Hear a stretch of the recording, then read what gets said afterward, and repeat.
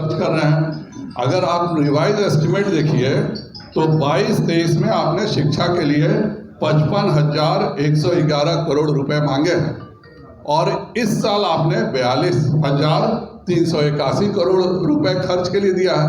अर्थात आप 22-23 के मुकाबले 23% राशि 23-24 में खर्च करना चाहते हैं। और ये सब बिहार सरकार का जो डाटा है, जो बिहार सरकार के माननीय वित्त मंत्री ने रिलीज किया है, मैं उससे पढ़ रहा हूँ। मैंने पूरा बजट पढ़ा है और इसमें कुछ भी मेरे द्वारा कहा गया नहीं है। जो बिहार सरकार डाटा दे रही है वही सब मैं पढ़ रहा हूँ। उसी प्रकार से एक तरफ प्रधानमंत्री कह रहे हैं कि हर गरीब को आवास मिले।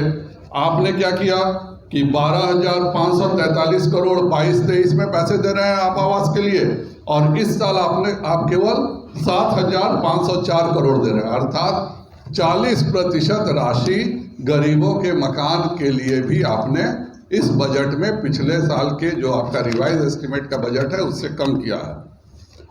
बिजली के क्षेत्र में हमारे बहुत प्रमुख मंत्री हैं, लेकिन उसमें भी 16,439 करोड़ के मुकाबले इस बार केवल 11,436 करोड़ दिया गया, अर्थात 30% कम।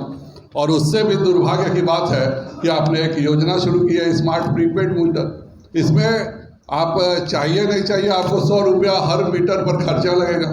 कितने गरीब बेचारे हैं जिनका 200-300 रुपया बिल ही आता है, आप 100 रुपया खाली स्मार्ट मीटर के नाम पर आप लेना चाह रहे हैं एक गरीब से।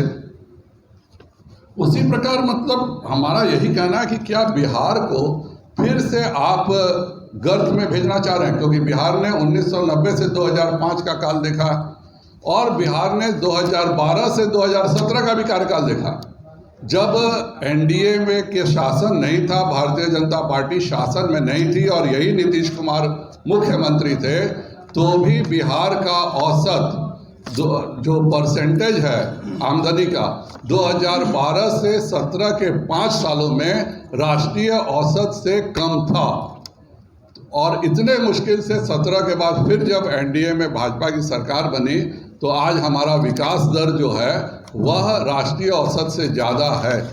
अब फिर से ये महागठबंधन की सरकार बन गई है, तो क्या उसके लिए आप फिर विकास दर घटाने जा रहे हैं क्या? क्योंकि आपका पूरा का पूरा बजट झूठ बोल रहा है। आप विधानसभा में बजट रखे हैं और आपका पूरा बजट, आप ही का बजट मैं पढ़ रहा हूं, मैं एक शब्द अलग से नहीं पढ़ रहा हूं। ये जितनी बातें मैंने कहा है माननीय विजय चौधरी जी के बजट से ही मैंने ले करके किया है। मेरा जनता से भी अपील है कि शुद्ध भारतीय जनता पार्टी की ही बिहार की सरकार बिहार में विकास कर सकती है और इसीलिए बिहार में भाजपा की सरकार बननी चाहिए।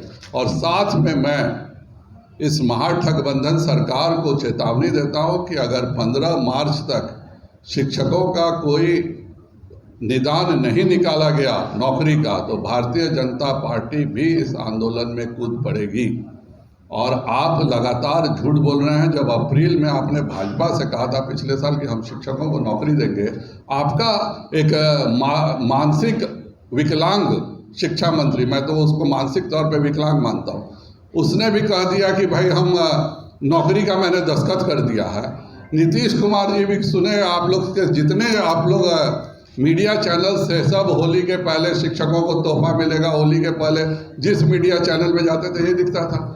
उसके बारे में बजट में आप 1 रुपया नहीं देते हैं, तो आप बजट में पैसा नहीं देते हैं तो आप शिक्षकों को नौकरी कैसे दे दीजिएगा? तो अगर 15 मार्च तक शिक्षकों के नौकरी का कोई सलूशन नहीं निकला तो भारतीय जनता पार्टी इस आंदोलन को निश्चित तौर पर अंतिम परिणति तक इस आंदोलन में भाग लेगी। मैं पुनः एक बिहारी होने के नाते माननीय मुख्यमंत्री से कहूँगा कि शिक्षकों को और जो नौकरी के जो भी 2,34,000 भारतीय जनता पार्टी के समय तय हुए नौकरी हैं उनको वह शीघ्र पूरा करें, नहीं तो भाजपा आंदोलन के लिए मजबूर हो जाएगी।